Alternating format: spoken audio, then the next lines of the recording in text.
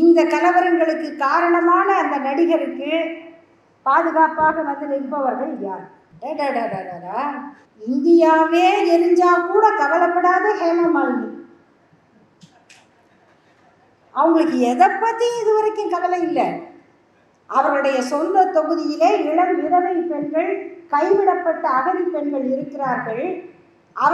அவர்களுக்கு நிறைய பிரச்சனை இருக்கிறது என்று சொன்னால் அந்த அம்மா ஒரு எம்பியாக இருந்து சொல்லுவாங்க. நம்ம யாராக இருந்தாலும் என்ன சொல்லுவோம்? ஆமாங்க, தப்பு தான், அவங்க வாழ்க்கைக்கு நாங்கள் ஒரு வழி செய்யணும், அவங்களுக்கு ஒரு பாதுகாப்பு செய்யணும், அப்படிதான் எல்லாரும் சொல்லுவார்கள்.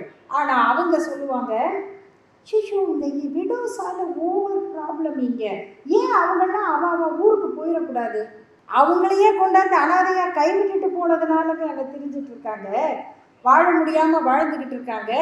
அப்படி தன்னை போல ஒரு சக பெண்ணுடைய நிலைமையை பார்த்து கூட இறக்கப்படாதவங்க இன்னைக்கு வந்து தமிழ்நாட்டுக்கு ஆய்வு செய்ய வந்திருக்கிறார்கள்.